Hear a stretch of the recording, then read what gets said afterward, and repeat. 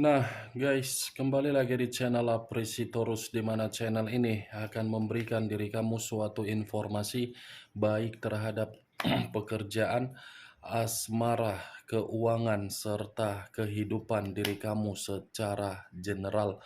Sebelum saya memberikan suatu informasi dari berbagai aspek yang barusan saya katakan tadi, saya juga mengingatkan kepada teman-teman, informasi yang saya berikan terhadap diri kamu bukan suatu acuan untuk kamu ambil dan untuk kamu terima. Saya hanya bisa memberikan diri kamu suatu informasi berdasarkan kartu yang saya pegang ini. Diri kamu hanya bisa berencana terhadap kehidupan kamu, akan tetapi di balik dari informasi dan perencanaan tersebut, lagi-lagi yang menentukan adalah Sang Pencipta. Sebelum saya mengambil satu persatu kartu yang saya pegang ini secara acak, saya juga mengingatkan kepada teman-teman, apabila ketemu dengan channel saya, agar menekan tombol subscribe-nya dan menyalakan loncengnya supaya next video saya lebih semangat untuk memberikan suatu informasi baik terhadap kondisi energi kamu, manusia yang selama ini kamu prioritaskan, serta pihak ketiganya. Oke, Wak Geng. Siap. Sama seperti biasanya, saya tidak memiliki judul atau topik yang akan saya angkat atau yang akan saya bahas, tetapi saya akan berusaha untuk berbagi cerita dari setiap kartu yang akan saya ambil nanti secara acak. Apakah cerita di balik dari kartu tersebut akan memberikan suatu gambaran yang bersifat positif atau kebalikannya? Kita langsung saja. Saya akan mengambil beberapa kartu, di mana kartu yang akan saya ambil nanti bisa saja bersifat resonate, bisa saja tidak bersifat resonate. Semuanya saya kembalikan terhadap pola pemikiran kamu, semuanya saya kembalikan terhadap situasi, energi yang kamu miliki untuk saat ini.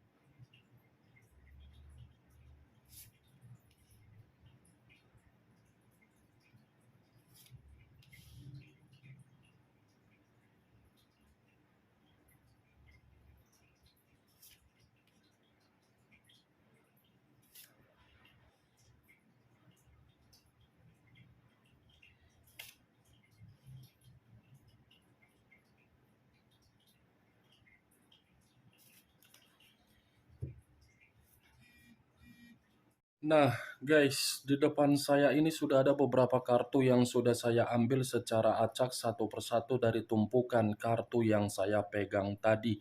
Apakah informasi atau cerita di balik dari kartu yang ada di depan saya ini akan memberikan suatu gambaran yang bersifat positif atau kebalikannya? Kita langsung terhadap kartu pertama.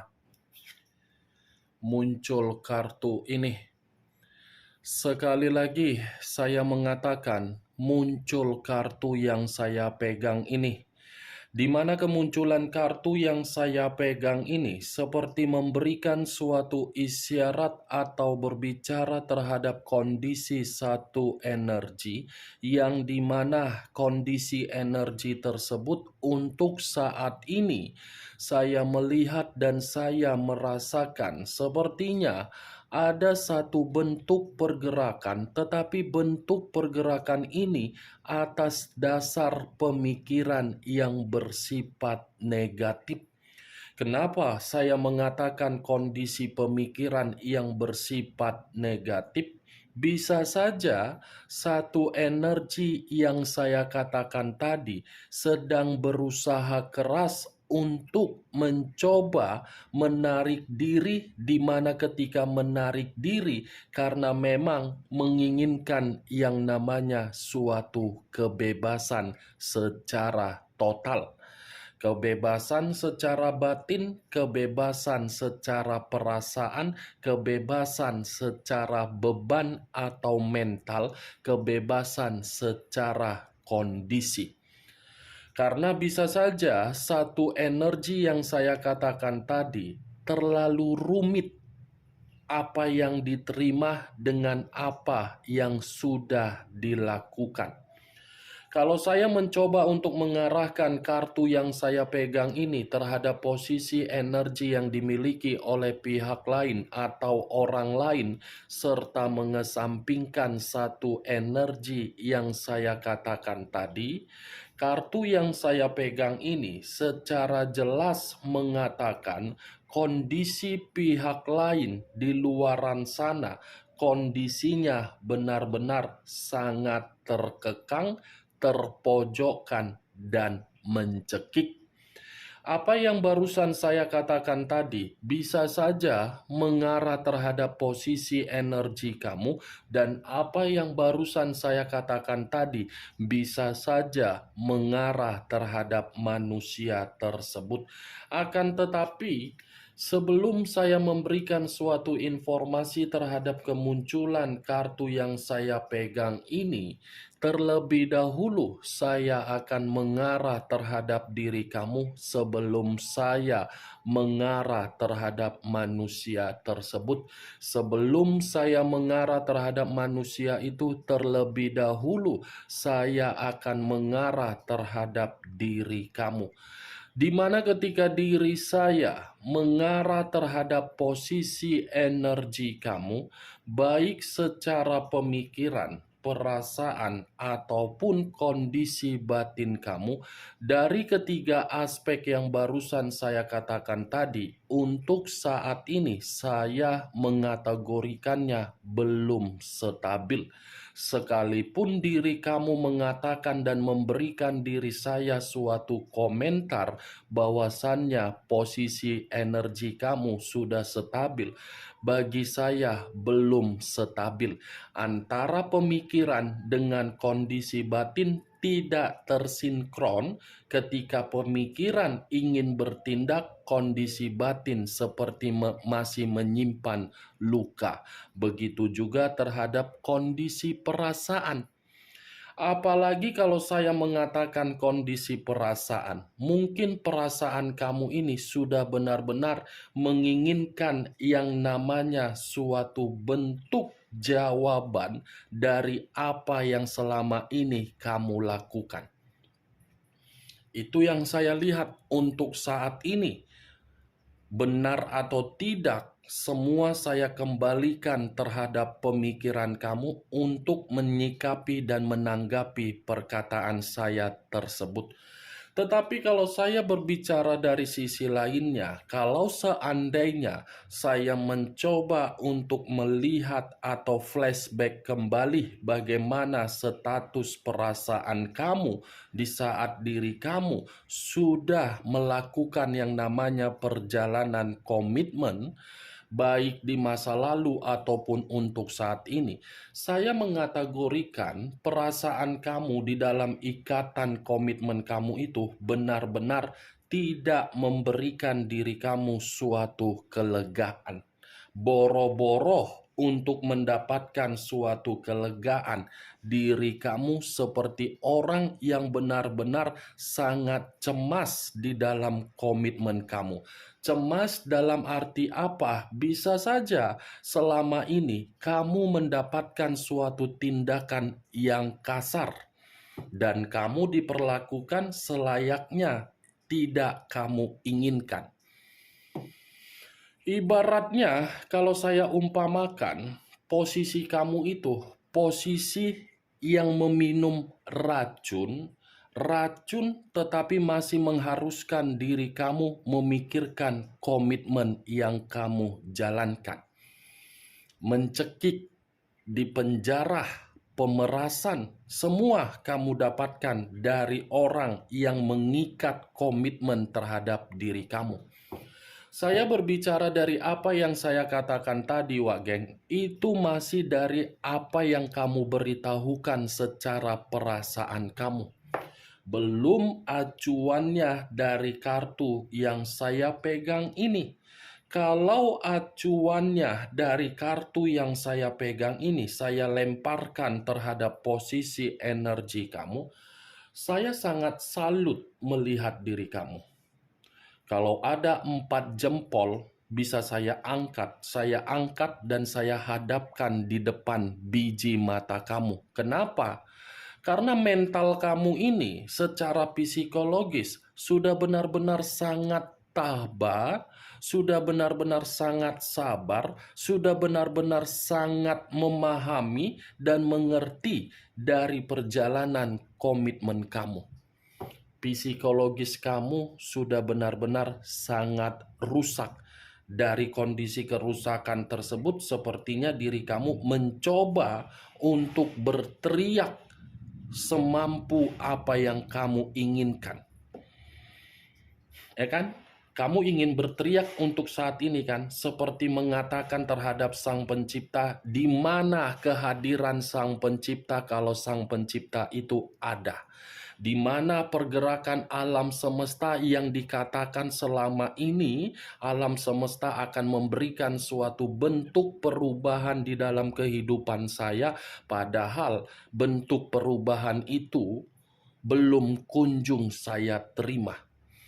Saya yakin ucapan yang barusan saya katakan ini pernah terbesit di dalam pemikiran kamu karena memang pemikiran kamu sudah benar-benar merasa tidak ada kenyamanan yang kamu dapatkan dari apa yang selama ini kamu lakukan. Itu dia, Wak Geng. Kartu pertama saja sudah muncul, kartu 8 pedang. Ya, secara otomatis apapun yang saya katakan tadi semuanya tersinkron dengan kemunculan kartu ini. Kamu bisa melihat sendiri bagaimana posisi gambar di dalam kartu yang saya pegang ini. Seperti inilah posisi diri kamu. Baik secara asmara, pekerjaan, keuangan, bisnis, hubungan terhadap orang lain, hubungan terhadap kolega, hubungan terhadap saudara, hubungan terhadap sahabat, semuanya hanya datang untuk memberikan diri kamu suatu bentuk yang tidak ada yang namanya kelegaan atau kebebasan. 8 tongkat. Apa yang harus saya katakan dengan kemunculan kartu yang saya pegang ini terhadap posisi energi kamu? Apakah mungkin saya mengatakan kondisi diri kamu tidak ada kerusakan secara psikologis? Tidak mungkin. Tidak mungkin. Kalau saya mengatakan tidak mungkin, saya sudah berbohong terhadap diri kamu dengan kemunculan kartu ini. Kalaupun saya mengatakan diri kamu sebagai korban atau sebagai orang yang terpojokkan dari apa yang kamu lakukan, pantas saya mengatakan hal tersebut. Karena memang kartunya pun seperti itu berbicara terhadap diri kamu. Perhatikan bagaimana posisi gambar di dalam kartu yang saya pegang ini. 8 pedang mengikat diri kamu dengan kondisi mata yang tertutup. Mata yang tertutup ini menggambarkan diri kamu terlalu sabar. Terlalu sabar kan, Wak Geng? Hah? Wak Geng? Ayo, jawab. Kesabaran kamu ini tidak ada nilainya. Kesabaran kamu ini tidak bisa dibandingkan.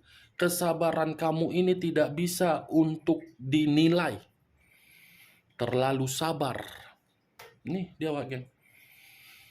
Terlalu sabar dan kamu sudah diperlihatkan terhadap berbagai orang, tetapi diri kamu ini selalu berbuat baik, selalu memberikan simpati, selalu memberikan kesempatan, selalu memberikan rasa kenyamanan, selalu memberikan rasa empati.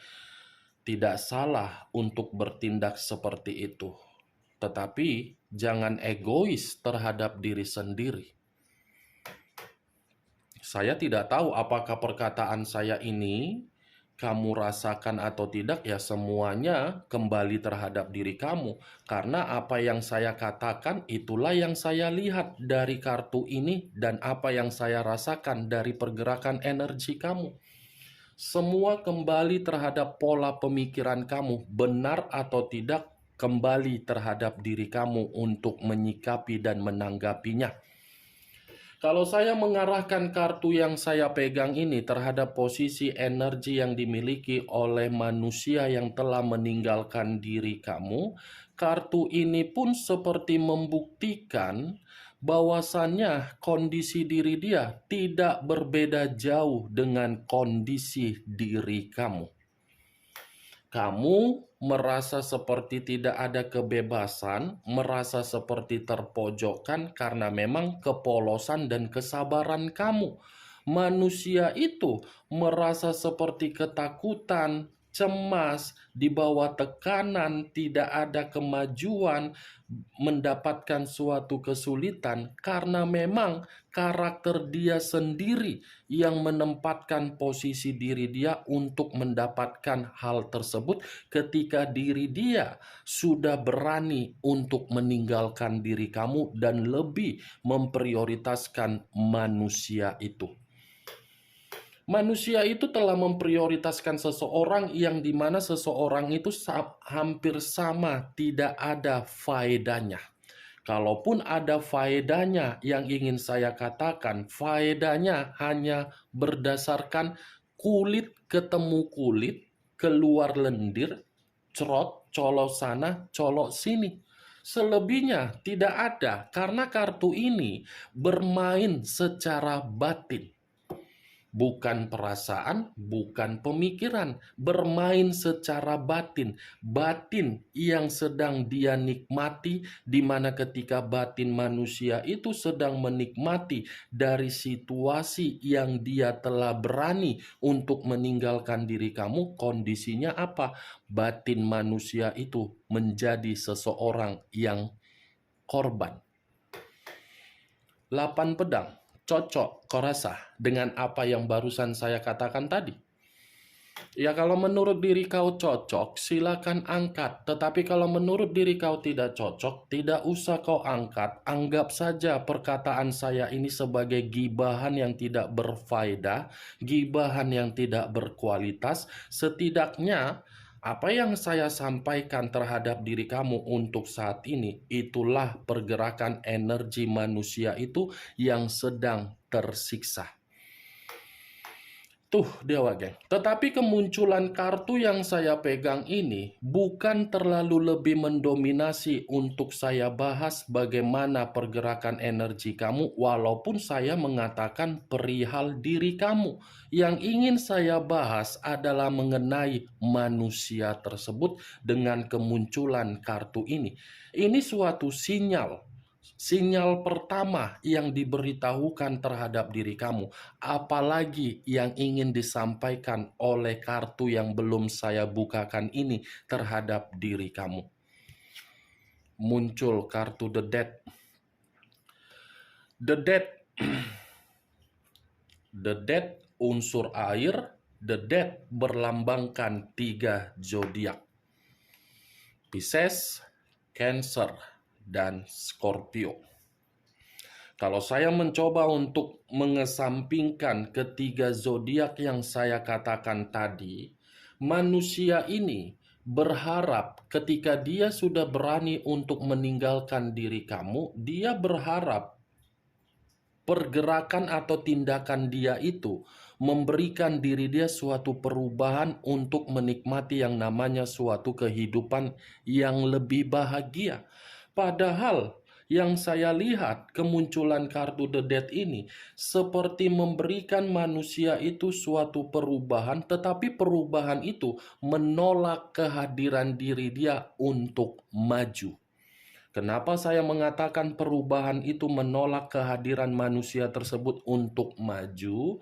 Karena yang saya rasakan ini ada kaitannya terhadap apa yang pernah kamu sampaikan terhadap Sang Pencipta melalui bentuk kekecewaan kamu terhadap leluhur kamu. The Dead, wah geng, sudah merasa terpojokkan. Kehidupan dia penuh dengan kerugian. Mengharapkan ada perubahan ketika meninggalkan diri kamu, justru tidak mendapatkan hasil setimpal dengan pemikiran dia.